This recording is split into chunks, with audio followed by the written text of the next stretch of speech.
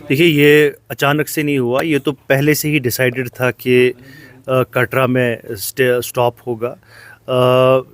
इससे पहले भी हमारे पास भी बहुत सारी डेलीगेशंस आई और जिस पे हर किसी ने ये बात कही कि एक डायरेक्ट ट्रेन होनी चाहिए फ्रॉम श्रीनगर टू जम्मू। मैं आपके ज़रिए से सबको बताना चाहता हूँ कि ये कश्मीर के लिए एक बहुत बड़ी डेवलपमेंट है। हम वेलकम करते हैं इसको, और जो कंसर्न्स जिस तरीके से कंसर्निंग जैसे स्टॉप के बारे में बोला जा रहा है, विद पैसेज ऑफ टाइम इंशाल्लाह इस चीज़ को भी एड्रेस किया जाएगा। इट्स अ स्मॉल इशू, और मुझे लगता है कि ओवरऑल जो है एक बहुत बड़ी एक लैंडमार्क, जिसको हम बोलेंगे लैंडमार्क डेवलपमेंट कश्मीर को लेकर, जिससे हम ऑल वेदर डेस्टिनेशन बन सकते हैं।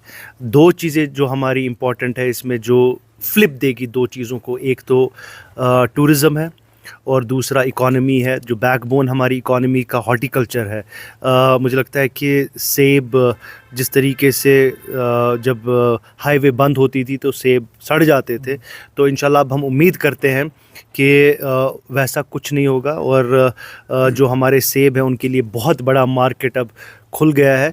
तो ये ऑल इन ऑल जो है वैली के लिए बहुत अच्छी डेवलपमेंट है। दूसरी बात दोहराऊंगा, ये एक छोटा एक इशू है और जिसको एड्रेस किया जा सकेगा। मैं आपके ज़रिए से अपने चीफ मिनिस्टर उमर साहब से भी इसके मुतलिक बात करूंगा, और जैसा कि एक तरीका है, हमारी रिप्रेजेंटेशन जाएगी यूनियन रेलवे मिनिस्टर को, और जो कश्मीर के जेन्युइन एक ये बिल्कुल जेन्युइन इशू है कि डायरेक्ट होना चाहिए, जिसमें बच्चों के जो बच्चे बाहर पढ़ते हैं, चाहे पंजाब में पढ़ते हैं या दिल्ली में पढ़ते हैं, उनके लिए एक आसानी होगी। क्योंकि पहले तो उनको 2 दिन लगते थे यहाँ आने में, अब अगर Jammu direct Delhi to Srinagar train हुई तो शायद ये 8 घंटे में वो सफ़र कंप्लीट कर सकेंगे। तो एक बहुत बड़ी चेंज और फ़ायदा मिलेगा जो बाहर बच्चे पढ़ते हैं। बिल्कुल आपकी बात से मैं पूरा मुतफिक हूँ।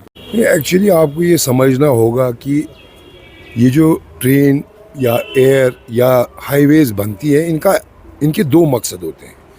एक ये कि ट्रैवल टाइम जो है वो कम हो जाए और ट्रैवल जो है वो कंफर्टेबल हो जाए, इसीलिए इतना सारा खर्चा हुआ है। लेकिन ये चीज़ करने से ये दोनों पर्पज़ इसके ख़त्म हो गए। देखिए, जब कोई पैसेंजर चाहे कश्मीर का हो चाहे बाहर से आए, जब उसको कटरा में उतरना पड़ेगा और डिसएम्बार्क करना पड़ेगा, फिर दूसरी ट्रेन पकड़नी पड़ेगी, इसमें कितना टाइम उसका ज़ाया हो जाएगा। तो जो वो पर्पज़ है कि वो 3 घंटे 4 घंटे में कश्मीर पहुँचे, वो तो ख़त्म हो गया। दूसरा, कितना इनकन्वीनियंट है कि आपको ट्रेन से उतरना है, आपको सामान उतारना है, आपको दूसरे प्लेटफॉर्म पे जाना है, फिर सामान लोड करना है, तो डिस्कम्फर्ट भी बहुत हो गया। तो दोनों पर्पज़ जो है इसके ख़त्म हो गए। इसके और भी कॉन्सिक्वेंसेस हैं, और वो कॉन्सिक्वेंसेस ये हैं, हम समझते थे कि ट्रेन के शुरू होने से जो हमारा एयर फेयर कंट्रोल में नहीं रहता है, बहुत ज़्यादा हो जाता है विंटर में, उसमें कंट्रोल होगा। अब उस पर भी फ़र्क नहीं पड़ेगा। हम समझते थे कि ट्रेन के आने से यहाँ की ट्रेड और इकॉनमी को भी बहुत फ़र्क पड़ेगा। लेकिन अब जब माल आना शुरू होगा और इस माल को कटरा में उतारना है, फिर दोबारा से लोड करना है, तो वो जो ट्रांसपोर्ट कंपोनेंट है वो फ़र्क भी ख़त्म हो जाएगा। कुल मिलाकर न तो कश्मीरियों को कोई बेनिफिट, ना तो कम्यूटर्स को कोई बेनिफिट, ना तो ट्रेड को कोई बेनिफिट। इतनी सारी इन्वेस्टमेंट और इतना इंतज़ार, हमारा 70 सालों का इंतज़ार, उसका रिज़ल्ट क्या निकला? Net zero. और वजह क्या बताते हैं? ये सिक्योरिटी। मुझे पूरा यकीन है कि हमारी सिक्योरिटी एजेंसीज़ इस चीज़ को टैकल करने के लिए पूरी इक्विप्ड है। मगर एक अप्रोच है सेंट्रल गवर्नमेंट का, जम्मू कश्मीर के लोगों को इनकन्वीनियंस में डाल दो। आप हाईवे को ले लीजिए, गडकरी साहब ने कितना शानदार काम किया, कितने रोड्स अच्छे बनाए, लेकिन अगर हमें जाना होता है हर 5-5 मिनट के बाद हमको पेट्रोल पार्टी वहाँ रोकती है, तो हमारे लिए ये हाईवे तो है ही नहीं। हमको तो उतना ही टाइम लगता है जितना पहले लगता था, और इनकन्वीनियंट। लेकिन चूंकि कश्मीरी लोगों का मामला है, गवर्नमेंट समझती है कर लेंगे बर्दाश्त, कोई बात नहीं। यही मसला इस ट्रेन में है, चूँकि फिर कश्मीरियों का मसला है। चलो जी, ये तो कहीं हिंदुस्तान में नहीं है। हम तो समझते थे आज हम कनेक्ट हो गए दिल्ली के साथ, हिंदुस्तान के पूरे शहरों के साथ, लेकिन फिर जम्मू कश्मीर के लोगों का मसला है। जितनी भी इनकन्वीनियंस करनी है उन्हीं पर डाल दो, वहाँ चलेगा। इस अप्रोच को इंशाल्लाह हम चाहते हैं कि चेंज हो जाए सेंट्रल गवर्नमेंट का, और हम उम्मीद करते हैं कि रेलवे मिनिस्ट्री इसका जो जायज़ा ले और इसको ठीक सबसे पहले माननीय प्रधानमंत्री जी और रेलवे मिनिस्टर और हमारे डॉक्टर साहब का बहुत बहुत धन्यवाद करना चाहते हैं। ये बिलखुसूस कश्मीर के लिए एक बहुत बड़ा सपना था कि कश्मीर तक ट्रेन आनी चाहिए, और जिसमें माननीय प्रधानमंत्री जी अभी इनाग्रेशन करने जा रहे हैं। मैं मानता हूँ यहाँ के टूरिज़्म के लिए और यहाँ के बिज़नेस क्लास के लिए यहाँ तक ट्रेन आना बहुत ज़रूरी है। मैं दरख्वास्त करता हूँ सेंट्रल लीडरशिप को कि वो इस चीज़ पे गौर करें, और कश्मीरी की जो एस्पिरेशंस है, मैं मानता हूँ कटरा भी एक हिस्सा है हमारा, हमें कोई उसमें आपत्ति नहीं है। कटरा में भी अगर ट्रेनें रुकती है, लेकिन कुछ ट्रेनें डायरेक्टली भी होनी चाहिए। हमारी यही डिमांड होगी सेंट्रल गवर्नमेंट से।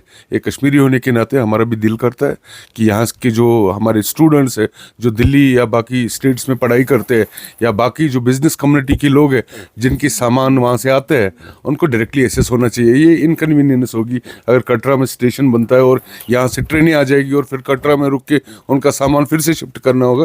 ये बहुत बड़ा इनकन्वीनियंस होगा, और मुझे उम्मीद है कि माननीय प्रधानमंत्री जी और हमारे रेलवे मिनिस्टर और हमारे डॉक्टर जितेंद्र साहब इस चीज़ की और नज़रसानी करेंगे और कश्मीर के हक में कुछ न कुछ फैसला करेंगे। ये ट्रेन की बात ये है कि अच्छी डेवलपमेंट है, क्योंकि पहली बार ये श्रीनगर आ रही है। हम भी चाहते थे कि हमें मुल्क के दूसरे हिस्सों से कनेक्ट किया जाए। तो ये जो कटरा का जो ट्रांजिट है, तो मेरे को नहीं लगता है कि उससे कोई बड़ी फ़र्क पड़ेगी। एक मेन स्टेशन वो भी बन गया है। जिन लोगों को कश्मीर के लिए आना है वो तो कश्मीर ही आएंगे। और अभी देखिए जो हमारी रोड की जो अभी हकीकत है, पहले मेरे को लगता है 12-14 घंटे लगते थे, आज 5-6 घंटे में ये सफ़र तय होता है। और ट्रेन के आने से इसमें और कमी हो सकती है। कटरा श्रीनगर का जो सफ़र है 3.25 घंटे में वो हो जाएगा। बाकी जो मेरे को लगता है इससे खास कोई इम्पैक्ट पड़ेगा नहीं। और ये इनिशियल स्टेज है, आहिस्ता आहिस्ता अगर इम्प्रूवमेंट की ज़रूरत है, हमारी भी ये रिक्वेस्ट होगी कि इसको इम्प्रूव किया जाए और डायरेक्ट ट्रेन को श्रीनगर भी लाया जाए। वो भी एक अच्छी बात है, क्योंकि लोग डायरेक्ट भी आना चाहते हैं। पहले स्टेज में ये चीज़ें जो हैं, ये भी जो अथॉरिटीज़ हैं वो मॉनिटर करेंगी। उन्होंने भी एक सर्वे किया है, तो इसका इम्पैक्ट भी देखेंगे कि कितना सही रहेगा कितना नहीं रहेगा। तो उसके बाद ही हमें सारा कुछ पता चलेगा जब एक बार ट्रेन चलेगी कि इस पर कितना इम्पैक्ट पड़ेगा लोगों के आने जाने में।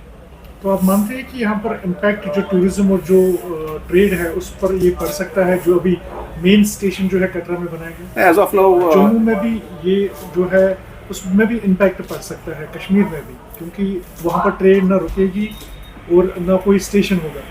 देखिए जम्मू का मैं बताऊंगा, इतना जो पहले अभी भी ट्रेन आ रही है दिल्ली से कटरा के लिए, उसमें लाखों जो पिलग्रिमेज होते हैं वो आते हैं, वो फिर कश्मीर भी ट्रैवल करते हैं। और ये जो अब नई ट्रेन आने वाली है, तो इसमें मेरे को लगता है कुछ खास फ़र्क नहीं पड़ेगा। लोगों में एक उत्साह है, लोग आना चाहते हैं। तो आहिस्ता आहिस्ता लोग मतलब जो है उसके फिर अपनी ओपिनियंस भी देंगे, खासकर जो हमारे टूरिस्ट में वो भी अपनी ओपिनियंस देंगे। हमें भी पता चलेगा कि इससे कितना इम्पैक्ट पड़ा, सही इम्पैक्ट है, गलत इम्पैक्ट है।